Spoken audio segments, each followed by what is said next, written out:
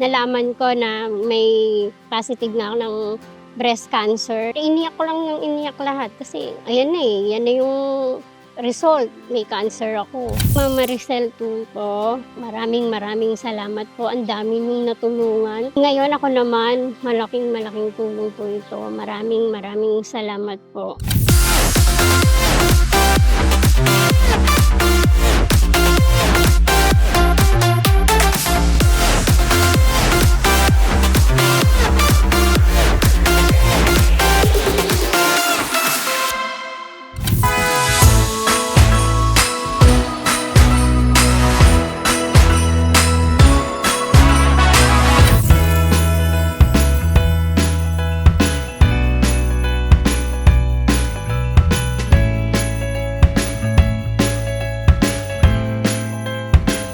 Ako po si Rachel A. Adarlo ng Muntinlupa, 42 years old at isang breast cancer patient. Ano pong pinagkakaabalahan niyo po ngayon? Sa ngayon, wala na po dahil under medication pa ako. Nagme-medication pa po ako sa monitoring po ako ng breast cancer ko. 2023, April 13, nalaman ko na may positive na ako ng breast cancer. Tapos April 21, birthday ko. So sabi, ang naano lang sa isip ko nun, sabi ko parang pa-birthday. Sabi ko, ito ba yung pa-birthday? Parang ang hirap tanggapin. Talagang yung partner ko, yun yung kasama ko na buong gabi na umiyak, iniyak ko lang ng iniyak lahat. Kasi ayan na yan na yung result, may cancer ako. Hindi na ako nagtanong ng kahit ano. Ano pong stage po ng breast cancer? Stage 3B. Ano po yung pinakamatinding hirap o pagsubok na dala po ng karamdaman niya, ma'am? Lahat ng klase ng sakit, andun na. Nasa may cancer talaga. Lahat ng sakit, hirap, pagod, iyak, luha, lahat naranasan na namin. So, hindi ko na ma-explain kung anong klaseng sakit. Basta masakit, mahirap, lahat ng sakit nandun. Saan po kayo kumukuha ng pantustos niyo po sa pampagamot po ninyo? Nung unang-una, dahil nasa LGBT community kami, nagpapasalamat ako sa LGBT community. Sila yung unang tumulong sa akin, financial. Kaya ako nakapagpamahal hindi ko kaya, hindi namin kaya ng pamilya ko. Hindi talaga. So doon ako kumuha ng pantustos. Pero syempre hindi naman habang buhay ganon. Nilalakad namin kasama ng partner ko. Dahil sa PGH ako nagpapagamot, lahat doon, hindi man lahat libre, pero yung mga kailangan tiyagain. Talagang mahabang pasensya, tiyaga, kung gusto mong gumaling, lahat doon. Ma'am, ano po yung nagiging source ng lakas niyo po para bumangon pa rin kahit sobrang lalim na po ng pinagdadaanan niyo? Magdasal. Laging magdasal. Sa kanya ka lang kakapit talagang wala akong ibang kakapitan kundi magdasal, araw-araw, oras-oras, magpasalamat. Nakakaramdam ka ng sakit, pagpasalamat mo kasi nakakasurvive ka sa sakit. Yun. May mga araw po ba na gusto niyo na po bang sumuko? Ano po yung mga iniisip niyo ng mga sandaling gusto niyo pong sumuko, ma'am? Lahat siguro nang nagdadaan sa ganitong sitwasyon, tapos lahat ng problema, sunod-sunod. Hindi lang yung sarili ko ang ko kasi yung mother ko may sakit din Siguro maiisip mo, pero dinadaan ko lang sa dasal talaga Tsaka buti may partner na ako. Tsaka yung support system ng LGBT community namin, doon pa lang hindi ka na makakaisip ng kung ano. Pero may time talaga na napanghihinaan ka na parang, ano ba, parang gano'n. Kaya lang, ilalaban mo pag may mga taong nag-aano sa'yo na, lalo na tumutulong. Gaano po kahirap, ma'am, na magkaroon po ng breast cancer? Mahirap, sobrang hirap. Lahat ng klase, name it, lahat ng hirap. Buong lahat. Mahirap, masakit, nandun na lahat. Hindi ko ma-explain kung saan nanggagaling, pero yung masakit niya yung buong katawan mo, physical, emotionally, mentally, lahat masakit.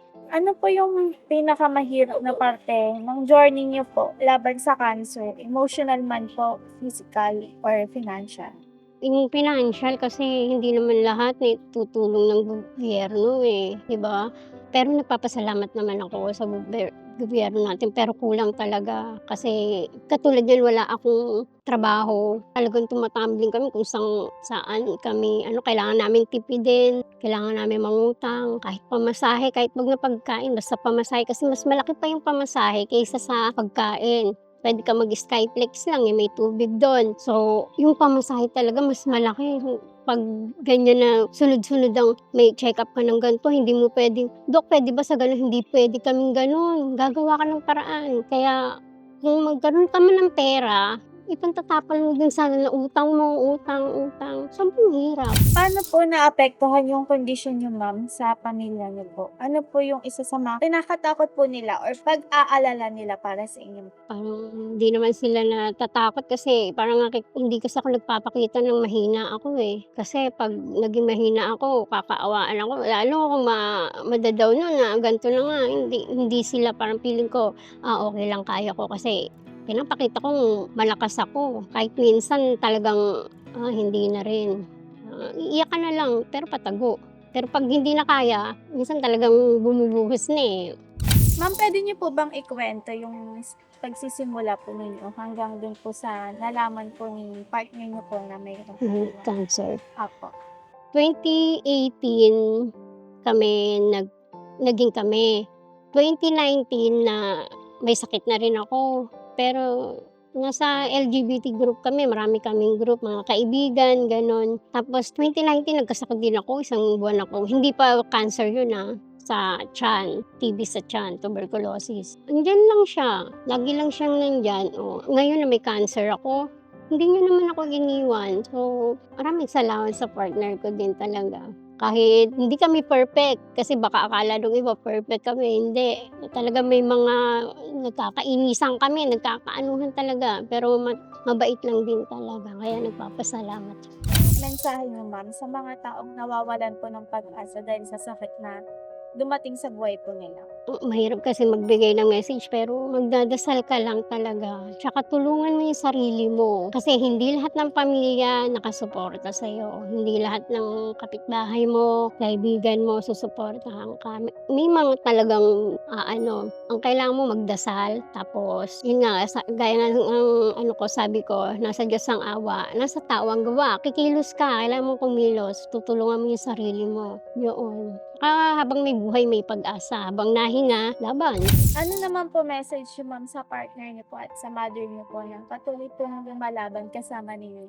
Sa mama ko muna kasi, katatapos lang ng opera niya sa goiter, ito na naman yung sabi ko sa Diyos na ako na lang sana. Kaya lang hindi ko mapipigilan, eh, ayan na may bukol na siya, eh, kailangan na ng process ulit gaya ng ginawa ko. Kung puwede ko lang akuin, akin na lang. Kaya lang ayan na, sabi ko lang, "Huwag kang kasi siya, eh, nai-stress." Sabi ko, "Huwag ka ng ma-stress kasi laban tayo." Yung sinasabi ko sa kanya. Kahit na hindi ko naman alam yung talagang nararamdaman niya. Mahirap din kasi sabihin na, "Laban, laban." Tapos 'di ba sabi ko magdadasal lang tayo. Lagi ko rin pinagdadasal ang mama ko na sana makaya. Kasi 67 na siya, eh, senior na. Yun, sa partner ko naman, maraming salamat. Talagang hindi ko alam kung paano ako makakabawi, pero, sana more blessing din para sa kanya kasi deserve na deserve niya yun. Yun nga yung sabi ko, wag na muna akong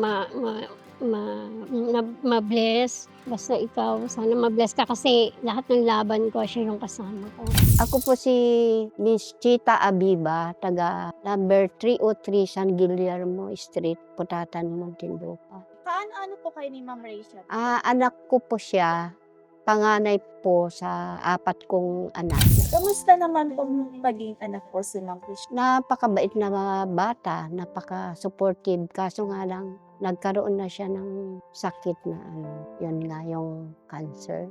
Nasabi po ni Ma'am Rachel na meron din po kayo. Oo, meron din akong naoperahan na kasi ako sa thyroid. Ang findings din po sa akin, papillary carcinoma din. May pinagdadaanan din ako kasi itong isang left breast ko rin. Nag-umpisa na akong ipapabiopsy muna ako para matignan kung ako din meron din kagaya ng anak ko kasi meron din kasi kaming kamag-anak na mga tiyahin ko.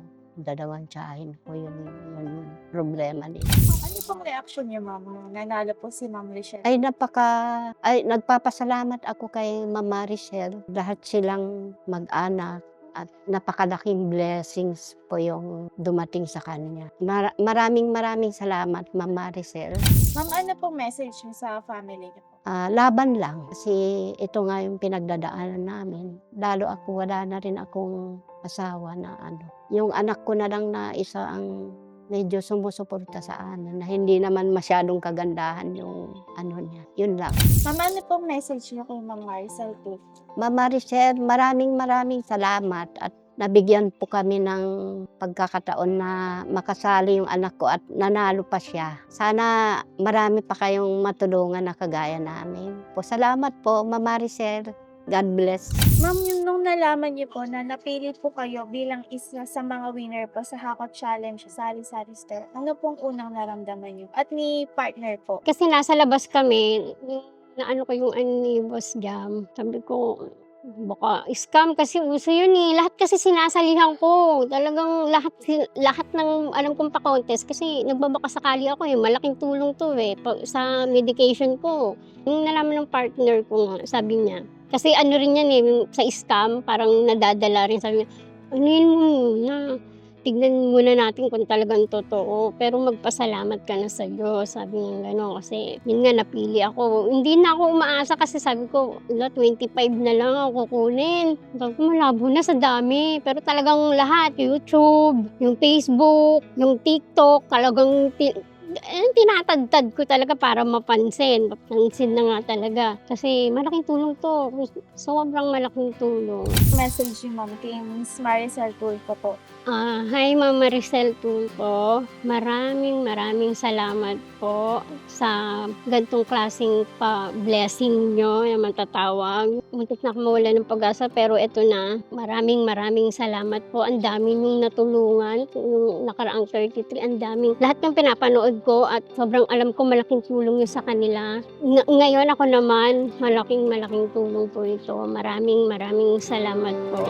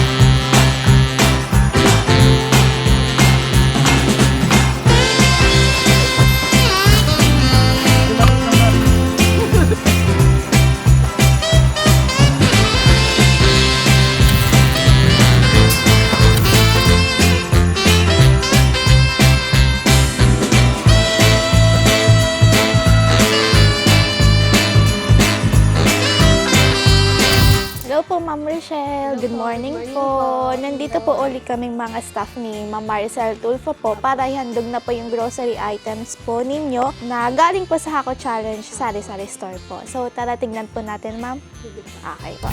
Hello, Ma'am Maricel Tulfo. Dito na po yung mga grocery na binigay niyo po. Maraming salamat po. Hindi pa rin ako makapaniwala pero to God be the glory po talaga. Maraming salamat po.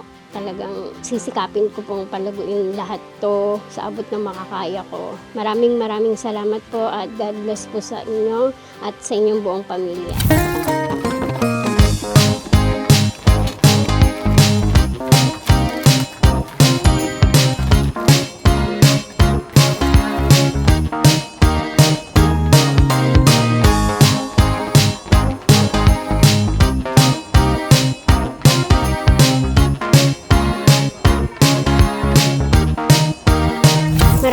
maraming salamat po, Ma'am Maricel Tulfo, sa blessing na to. Ang aga pong pamasko nito sa akin. Hanggang ngayon, hindi pa ako makapaniwala. Pero ito na, sobra pong salamat dahil malaki pong tulong to para sa medication ko at ng mother ko at sa pamilya ko rin. Walang hanggang pasasalamat po. More blessings to come and God bless po. Thank you, Ma'am Maricel Tulfo. Merry Christmas!